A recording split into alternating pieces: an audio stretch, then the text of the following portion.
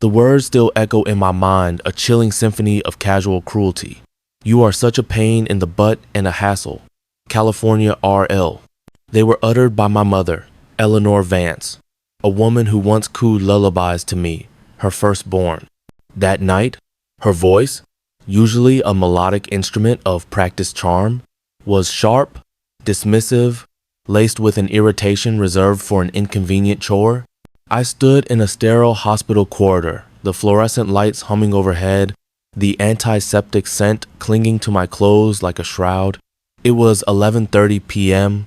A minute earlier, I had watched, helpless, as nurses rushed my wife Clara, a dedicated pediatric nurse herself, into emergency surgery. Her ruptured appendix had exploded into a raging peritonitis. Words like sepsis and touch and go thrown casually by the grim-faced surgeon, tearing through my composure like shrapnel. My hands shook as I gripped my phone, the plastic warm and slick with sweat. Our 4-year-old twin boys, Liam and Noah, were at home, blissfully asleep, or so I hoped. Our usual babysitter, Mrs. Gable, a kind, elderly woman from down the street, had agreed to stay for a few hours, but she had an early morning shift at the community center. She couldn't stay the night.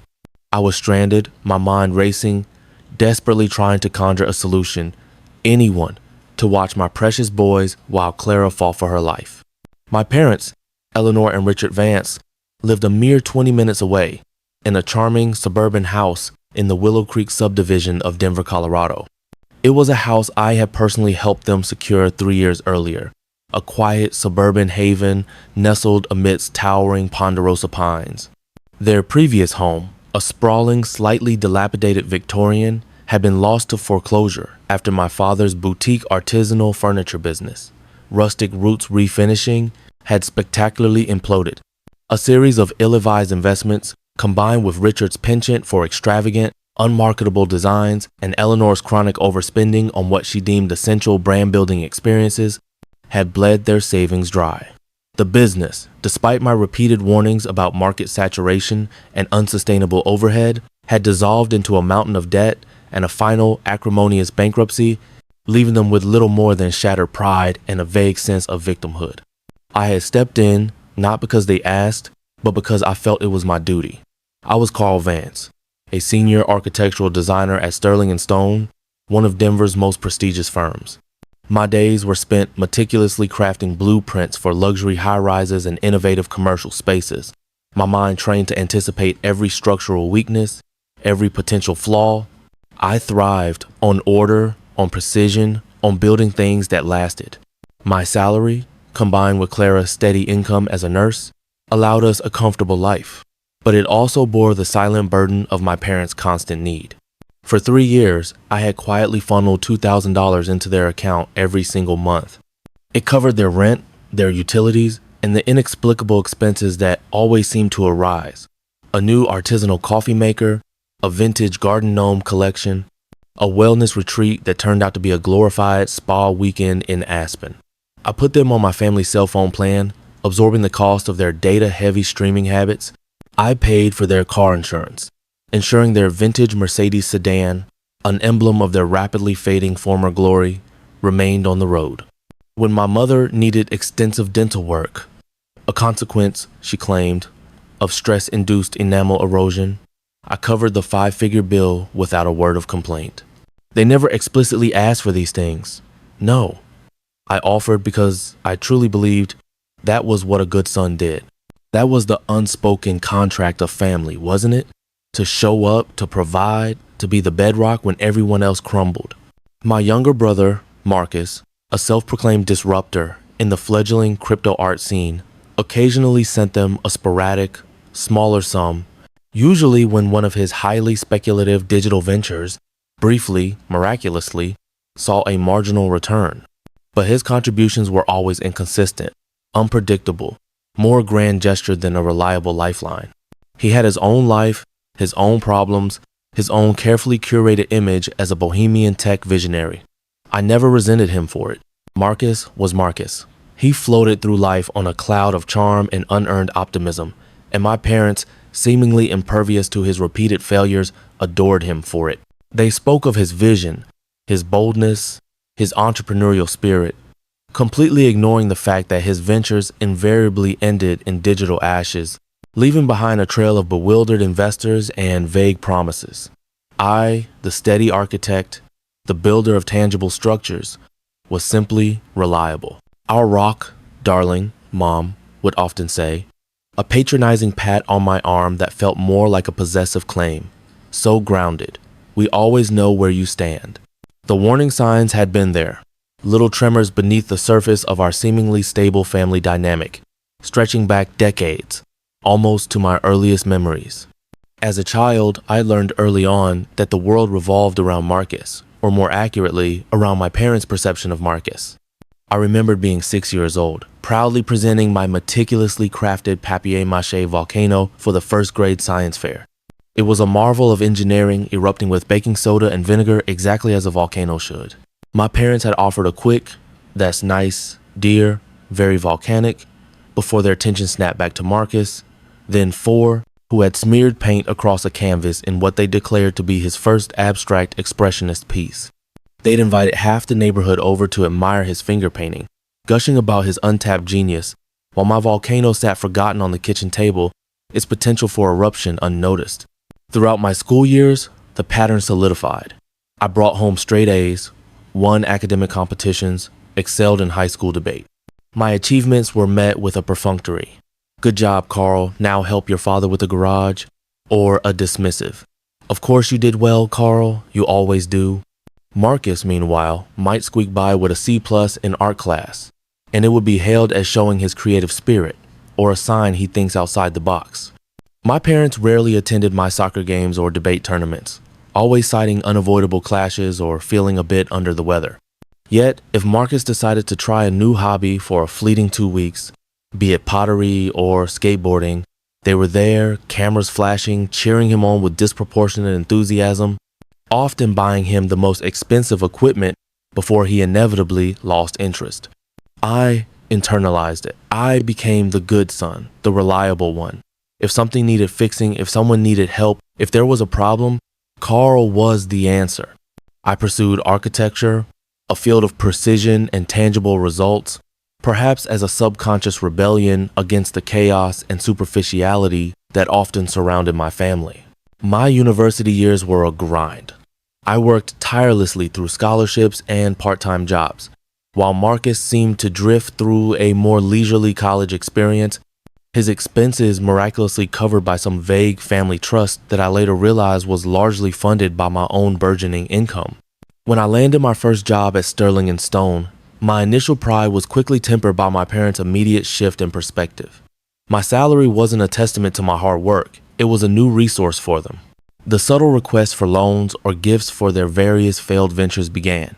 I remembered an instance where my father, Richard, had insisted on investing in a limited edition collection of vintage fountain pens, convinced they would quadruple in value. He borrowed $15,000 from me, promising repayment as soon as the market shifts. The market never shifted, and the pens ended up gathering dust in a display case, their value plummeting. The loan was never repaid, never mentioned again. It was just another cost absorbed by reliable Carl. Clara, with her clear-eyed compassion and no-nonsense pragmatism, saw through it all much earlier than I did. She gently tried to open my eyes, her brows furrowed with concern. "Carl, they never ask about you. It's always about them. Don't you see how they treat Marcus differently?" I'd make excuses, rationalize their behavior, clinging to the belief that beneath the veneer of selfishness, there was still a kernel of parental love for me. She'd sigh, a quiet, knowing sigh, and drop the subject, but her quiet dismay at their selfishness was palpable. The warning signs escalated into full-blown red flags. When Clara passed her rigorous nursing board exams, a culmination of years of hard work, my parents sent a brief, generic text message, "Congrats."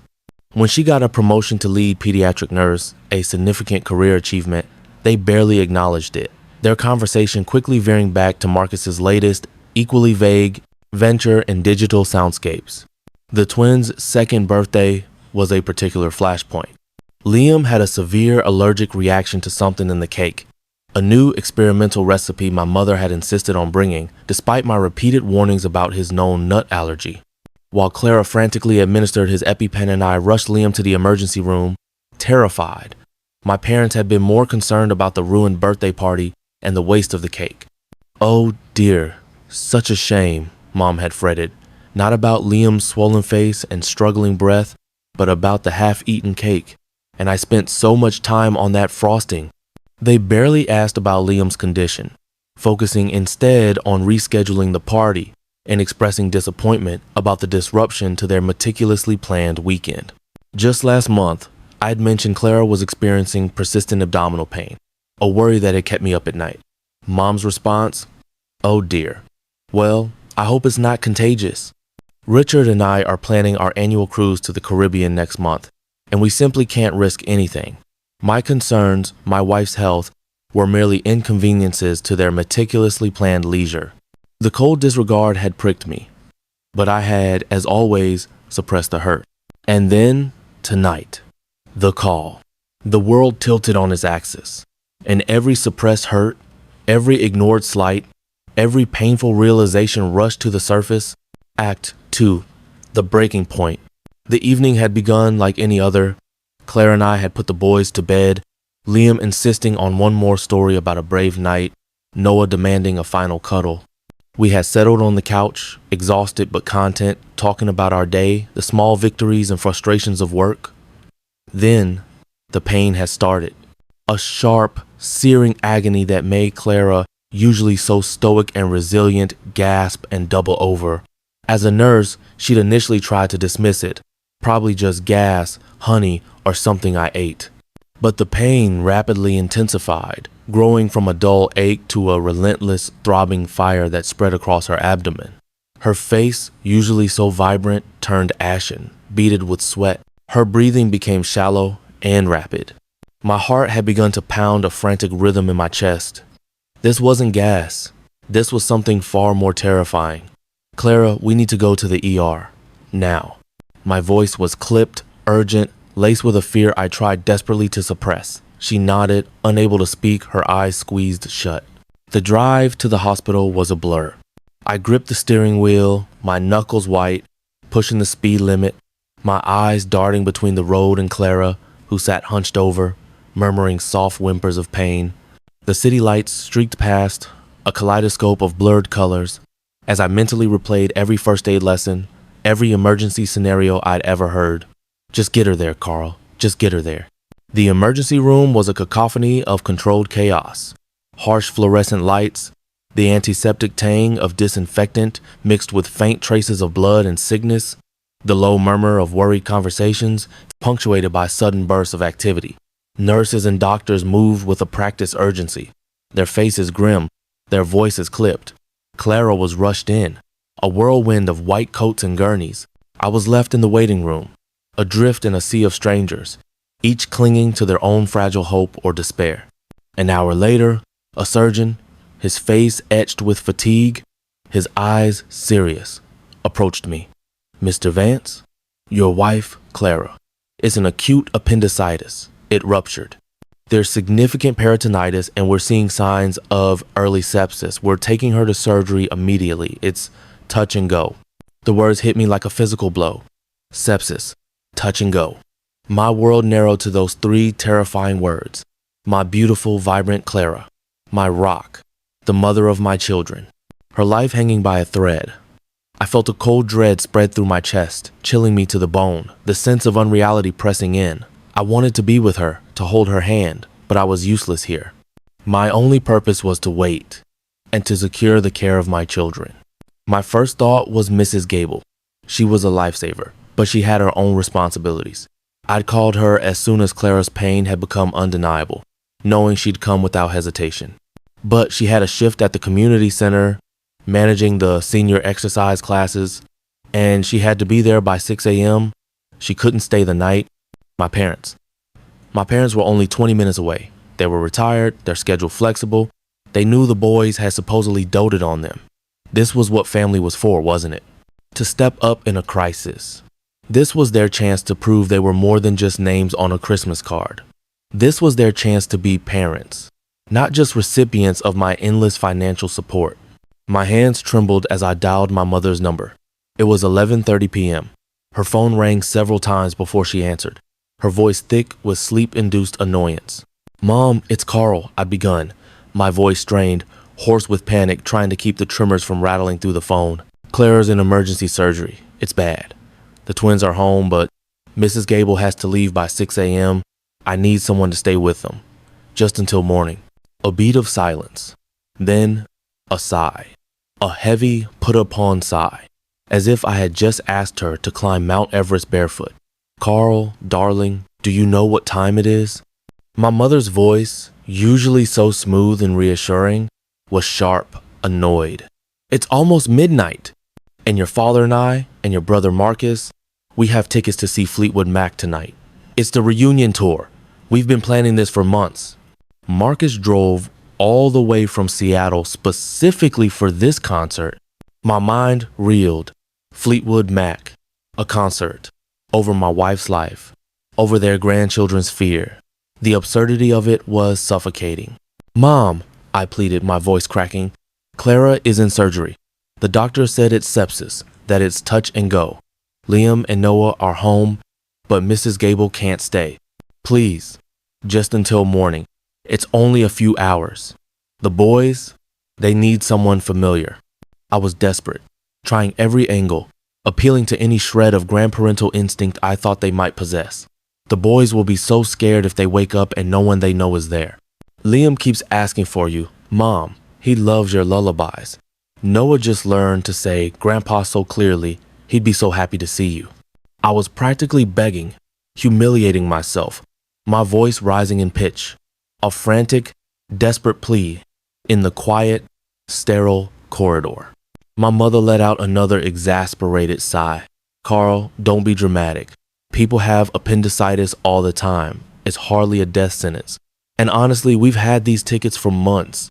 They were incredibly expensive. Marcus flew all this way just for this. It's a once-in-a-lifetime event. You know how much your father loves their guitar solos?" "Mom, please.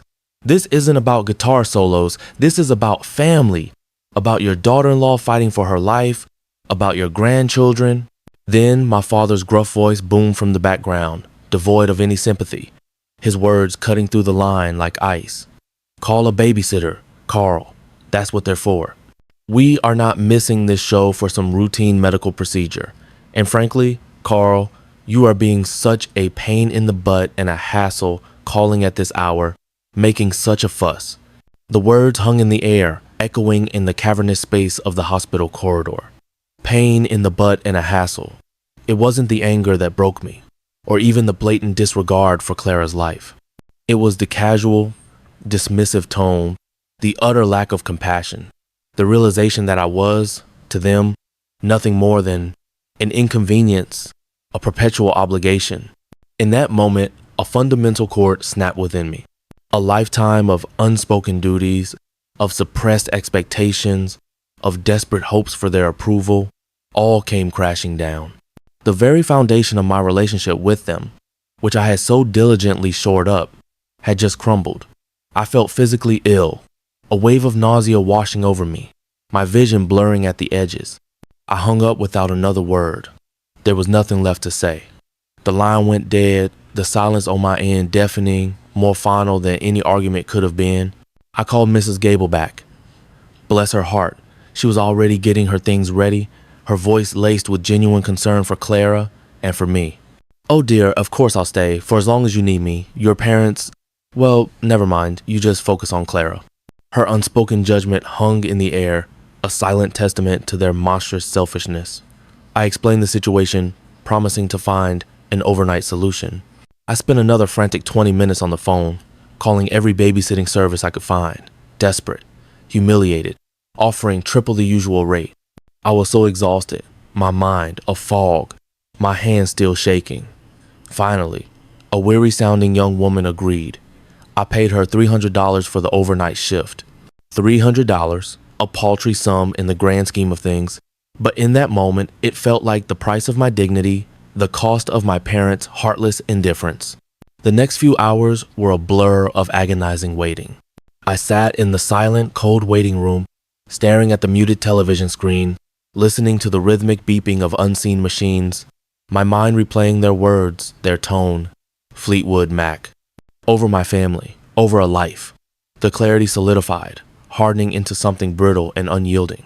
The sun began to creep through the narrow waiting room window, casting long, pale shadows across the linoleum floor. The world was waking up, but mine felt shattered. Act 3. The Architect of Severance. Clara survived. The surgery lasted 4 grueling hours, each minute stretching into an eternity. She spent 2 days in intensive care, wired to machines, pale and weak, before they moved her to a regular room. I never left her side, sleeping in a stiff hospital chair, my only breaks to call Mrs. Gable or the sitter or to check on the boys. My parents never called. Not once. Not to check on Clara, not to ask about their grandchildren, not even a perfunctory text message. The silence was louder, more profound than any shouted accusation. It was the silence of absolute indifference. On the 3rd day, when Clara was finally coherent and strong enough to talk, she looked at me, her eyes still a little hazy from the medication. The boys, are they okay? Did you find someone? Her voice was a fragile whisper. I nodded, gently squeezing her hand. They're fine, honey. Mrs. Gable stayed for a bit, then I found an overnight sitter. I hesitated, then decided to tell her the unvarnished truth. I called Mom and Dad first. Clara's eyes widened slightly, a flicker of something between understanding and pain. And I took a deep breath. They were going to a Fleetwood Mac concert with Marcus. They said I was a pain in the butt and a hassle for calling. Said it was just an appendix, and they weren't going to miss their show. Clara's hand, which had been resting limply in mine, tightened almost imperceptibly. A tear escaped the corner of her eye, tracing a path down her temple into her hair. It wasn't a tear of self-pity, but of quiet heartbreak and a profound, shared realization. In that moment, she understood the depth of my parents' cruelty and the burden I had carried for so long. She didn't need to say anything. Her silence, her tear, spoke volumes. From that moment, I knew I had her unwavering support for whatever decision I made. 3 days after Clara was moved out of ICU, a text message finally arrived. From my mother. Not a question about Clara's recovery. Not an inquiry about Liam or Noah. Just, are we still on for Sunday dinner? Richard wants to grill those steaks he bought. I stared at that text for a long, long time. The audacity. The sheer, breathtaking oblivion. It was as if the past 6 days, the frantic calls, the life-threatening surgery, the abandoned grandchildren simply hadn't happened. My initial numbness, born of shock and exhaustion, had given way to a cold, precise fury. Not the explosive kind, but the calculated, methodical kind. Like an architect, I was designing a structure for demolition, brick by painful brick. I deleted the text without replying. Then, I deleted their contact information from my phone. I unsubscribed them from our family cell phone plan. I removed them from my car insurance policy. I quietly began the process of severing every financial tie. The decision was not made in anger, not truly. It was made with the methodical precision of an architect designing a structure for demolition. I was not destroying them. I was simply removing the foundation I had so generously provided, the foundation they had come to take for granted, assuming it was an immutable part of the landscape. I was dismantling the safety net, piece by painstaking piece. The small things they had done over the years, the subtle slights, the casual neglect, now coalesced into a damning pattern. I remembered Clara's first Mother's Day after the twins were born. My parents had been too tired to drive the hour to our house, instead sending a generic card and a gift certificate for a chain restaurant. Meanwhile, they drove 3 hours the very next weekend to attend Marcus's pop-up digital art installation in a warehouse district, gushing about his innovative spirit and boundary-pushing creativity. They had taken the twins once, only once, to the zoo, only to complain the entire time about the smell, the crowds, and the cost of the mediocre hot dogs. They made it clear they were doing me a favor, not enjoying time with their grandchildren. My firm, Sterling & Stone, had just landed its largest contract to date, the revitalization of the entire downtown waterfront, a multi-billion-dollar project that would redefine my career. I'd excitedly call my parents, hoping for a moment of shared pride, a genuine celebration of my years of hard work. My father's response? "Oh, that's great, Carl. You know, your mother and I were just thinking, with all that money coming in, maybe you could finally get us that new European luxury car we've been looking at. The old Mercedes is starting to show its age, you know. No congratulations, just a thinly veiled demand, a blatant expectation that my success was merely a conduit for their desires. The pattern was clear. I was their utility, their ATM, their reliable, ever-present backup plan, a fallback when Marcus's grand schemes inevitably imploded or when their own self-indulgence led them to financial ruin. They celebrated Marcus's potential, his fleeting moments of perceived brilliance, while my tangible, consistent successes were simply expected, a baseline for their continued comfort. I was the sturdy oak, taken for granted, while Marcus was the exotic, fragile orchid, showered with attention and lavish care. I began to meticulously document everything. As an architectural designer, I lived by details, by contracts, by the cold, hard logic of numbers and legal precedents. I compiled a detailed ledger of every payment, every bill I had covered, every financial aid I had extended. The sum was staggering. Over $72,000 in direct payments for rent and expenses alone, not counting the insurance, medical bills, or countless other incidentals. This wasn't just a favor. It was a substantial, ongoing subsidy. I consulted with a trusted attorney, Miss Evelyn Reed, a sharp, no-nonsense woman specializing in estate and family law. Her office was minimalist, sleek, much like a modern architectural firm, which instantly put me at ease. I laid out the facts, the medical emergency, their refusal, the years of financial support, presenting her with a neatly organized binder of financial records. Her expression, initially empathetic, hardened into one of professional resolve as she flipped through the pages. "Carl," she said, her voice firm, "you are not obligated to support them. And frankly, their actions during Clara's emergency are not just callous. They border on negligence, especially given their role as grandparents." She paused, then added, "Your documentation is impeccable. This isn't just about cutting off support. It's about reclaiming your life from financial and emotional exploitation. You have a very strong case for asserting your boundaries." I instructed her to draft a formal letter. It was cold, clinical, and precise. It detailed the cessation of all financial support, effective immediately. It outlined the exact date and reason for the termination of each service I had provided, the cell phone plan, the car insurance. It contained no anger, no recrimination, just facts. It was the architectural equivalent of removing load-bearing walls from a structure that had grown dependent on them. No emotional language. I had told Miss Reed, just the facts. They understand facts, or at least they'll be forced to. I chose a Monday morning to have the letter delivered. I imagined them sipping their morning coffee, perhaps discussing Marcus's latest crypto art endeavor, completely oblivious. The shock I knew would be profound. The calls started that afternoon. First, from my mother. Her voice, usually composed, was trembling, laced with disbelief. "Carl, what is this? This letter from a lawyer? What on earth is going on? Why have you cut off our phone? We can't even call Marcus. We can't even stream our favorite shows. This is outrageous." Her voice rose, tinged with outrage, the tremors giving way to indignant fury. "It's all explained in the letter, Mom," I said, my voice steady, devoid of emotion, a tone I had practiced in my head countless times. "I'm no longer able to provide financial support." But why? "We need that money, Carl. You know your father's business failed. We rely on that. This is completely unacceptable. How do you expect us to live? Do you want us to starve?" She shrieked, escalating the drama, pulling out every manipulation tactic she'd ever used. "When Clara was fighting for her life in surgery, and I called you for help with your grandchildren, you told me I was a pain in the butt and a hassle, and to call a babysitter because you didn't want to miss a concert." I stated each word, slow, deliberate, cutting through her manufactured outrage. "You chose a concert over family. That choice has consequences, Mom. This is one of them."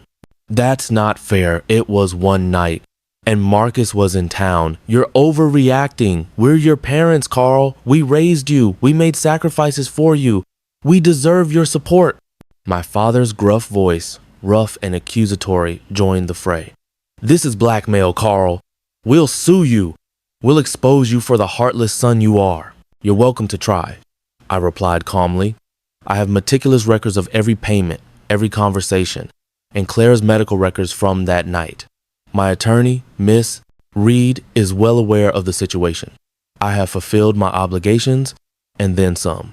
Now, I am simply choosing to prioritize my own family, Clara and the boys, and our financial security. And I will not be swayed by threats or emotional manipulation. The calls continued for days, escalating in intensity. They tried anger, then desperate pleas, then guilt trips. They referenced my childhood, all the sacrifices we made, the late nights we stayed up, conveniently forgetting the years of neglect and favoritism. I remained steadfast, a stone wall against their tidal wave of recrimination. They enlisted my aunt, my grandmother, even distant cousins, who called bewildered, expressing their concern and urging me to reconsider for the sake of family. Each call was a new confrontation, a fresh opportunity to disseminate the truth. I calmly explained the situation to each of them, sticking to the facts, recounting the night in the hospital, my voice unwavering. Most of them were stunned into silence, a dawning realization on their end. A few expressed quiet understanding, even admiration for my courage. A handful, however, sided with my parents, condemning my heartlessness and accusing me of abandoning my elderly parents. I cut those ties too. If you condone their behavior, then I have nothing further to discuss with you, I'd state and promptly hang up. My social circle, once burdened by these tenuous, draining connections, began to feel lighter, freer. Marcus even called, "Dude, what's up with mom and dad? They're freaking out, says you cut them off. What's the deal?" His voice was casual, almost amused, as if this were some minor family drama rather than a profound betrayal. He sounded like a curious bystander, not a concerned brother. The deal is, they chose a concert over my family during an emergency, I explained. My patients wearing thin, the last vestiges of brotherly affection draining away. And I'm no longer financially responsible for them. They'll have to manage their own affairs, just like adult human beings. Whoa, easy there, bro. It was just Fleetwood Mac. It's not like Clara died. You're being totally unreasonable. They're your parents. His words were like a physical blow, a chilling echo of my parents' casual disregard, revealing the rotten core of his own character. No, she didn't die, Marcus, I said, my voice barely a whisper, thick with restrained fury. But she could have. And while she was fighting for her life, and our children were terrified and alone, Mom and Dad decided a concert was more important. That tells me everything I need to know about what family means to them. And about what family means to you, apparently. You're no better than them. You're just a more palatable version of their selfishness. Marcus sputtered, tried to defend himself, then mumbled something about adulting being hard and quickly hung up. He never truly understood. He was too deeply entrenched in their shared narrative of self-entitlement and perpetual victimhood. That was the last I ever heard from him. A final, definitive severing of the tie that had always been thin, held together more by obligation than genuine affection. Act 4. The consequences and rebirth. The consequences for my parents were swift and brutal. Without my monthly payments, they couldn't afford the rent on their charming house in Willow Creek. The landlord, a no-nonsense property manager, initiated eviction proceedings. They called me, frantic, desperate, begging for just one more month, promising to figure something out. I held firm. You showed me your priorities, Mom and Dad. Now you have to live with them. My voice was calm but resolute. I was no longer their savior. The eviction process was humiliating for them. The formal notices, the increasing desperation in their calls, their futile attempts to find new sources of income, their constant blaming of me, I remained unyielding. The day the movers came, I heard from a former neighbor that Eleanor had tried to maintain her composure, directing the movers with an air of false importance, but her eyes had been red-rimmed and her usual vivaciousness had been replaced by a grim, pinched expression. Richard, apparently, had spent the day muttering angrily to himself, occasionally shouting at the movers for handling his artisanal furniture too roughly. It was a public spectacle of their private downfall. They were forced to sell their beloved vintage Mercedes, then most of their furniture, including some of Richard's artisanal pieces that surprisingly fetched a decent price at auction, allowing them to afford the deposit for their new place. They moved into a small, cramped apartment in a less desirable part of town, miles from their old social circle, miles from the manicured lawns and ponderosa pines of Willow Creek. The area was loud, the apartment smaller, the neighbors less refined than their carefully curated social set. Richard, once the proud, if misguided entrepreneur, took a part-time job as a handyman for a local apartment complex, enduring condescending clients and meager pay. Eleanor, who had never worked a day in her life outside of social engagements and brand consulting for Richard's doomed business, found sporadic work as a receptionist at a local community center, often complaining about the unbearable noise and the unpleasant people she had to interact with. The transition was agonizing for them, a constant source of bitterness and recrimination, each blaming the other for their downfall, never once acknowledging their own selfishness or their role in alienating their own son. Their carefully constructed facade of upper-middle-class comfort crumbled, revealing the fragile, entitled individuals beneath.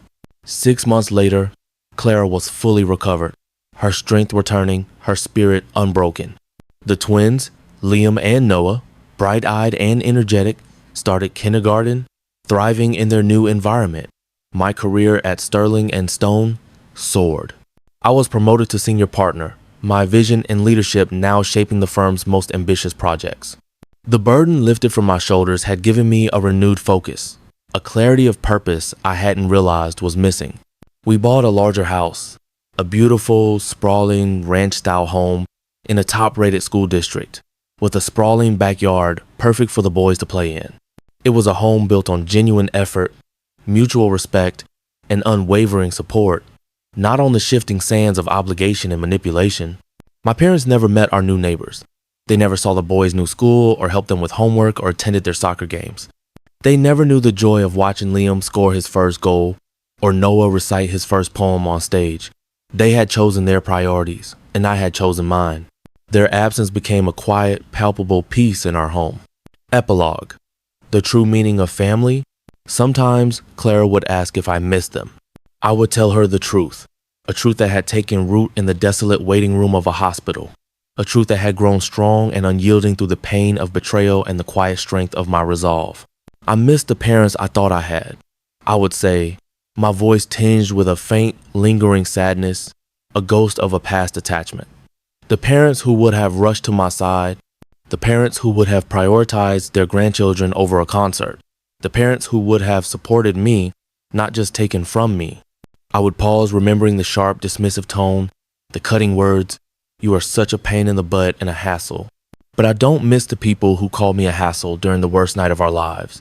I don't miss the people who showed me so clearly who they truly were when it mattered most. The twins stopped asking about grandma and grandpa after a few months. Children adapt quickly when adults make their boundaries clear. They learn to rely on the love and unwavering presence of Clara and me, and the growing circle of friends and genuinely supportive extended family members who valued our little family for who we were, not what we could provide.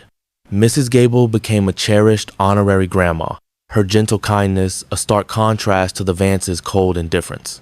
This lesson cost me something? Yes, it cost me over $72,000 in direct payments, plus countless other expenses, a substantial sum of money I could have invested differently. It cost me two parents, in a way, the version of them I had stubbornly clung to for decades. But it taught me a far more valuable lesson. It taught me exactly what my family was truly worth. Not the family I was born into, but the family I chose, the family I built, the family that showed up when it mattered. Family isn't about blood or obligation. It is about showing up when it matters. Even when it's inconvenient, even when you have other plans, even when you would rather be somewhere else. It is about empathy, sacrifice, and unconditional love. It is about being a bedrock, not a drain. So, to anyone who finds themselves in a similar bind, trapped in a cycle of giving and being taken for granted, hear this message from my heart. Do not be afraid to dismantle the safety net if it is only serving to catch others' failures while you fall. Do not let sentimentality blind you to disrespect. True strength isn't about enduring endless abuse. It's about drawing lines, setting boundaries, and choosing your own well-being. It's about recognizing when love becomes obligation and obligation becomes exploitation. It's about understanding that sometimes the most profound act of self-love is also the most difficult act of letting go. I learned that freedom isn't just about financial independence, it's about emotional liberation. It's about being free from the weight of expectations, the sting of casual cruelty, and the endless cycle of unreciprocated effort. It's about building a life, a family, a legacy on foundations of respect, integrity, and genuine connection. And when you finally stand firm, unyielding in your truth, you'll find that the true wealth lies not in what you possess, but in the peace you find and the people who truly show up for you, no matter what concert is playing. I lost some family, but I gained myself and a far stronger, more loving family in return. And that, I assure you, is a victory beyond measure. The scars of betrayal remained, faint but present, reminders of the battle fought and won. But they were overshadowed by the profound sense of peace, self-worth, and unshakable freedom I had found. I learned that true strength isn't about being unscarred, but about how you carry your scars, how you transform pain into purpose. The message I carry, the wisdom etched into my very soul, is this: never let others define your worth. Never allow kindness to be mistaken for weakness. And never, ever let anyone take what is rightfully yours, your dignity, your peace, your self-respect, just because they are called family. Sometimes the most powerful act of love is also the most powerful act of self-preservation. When you finally stand your ground, when you dare to say no to injustice, even when it comes from your own blood, you don't just reclaim your property or your finances. You reclaim control over your entire life. And that, I assure you, is the most profound victory of all. I had given them what they truly deserved, the opportunity to live with the consequences of their own choices, unburdened by my silent strength. And in doing so, I had finally given myself what I truly deserved, a life lived on my own terms, free and whole. The silence they sought to impose on me became the very space where my truth could finally, gloriously bloom.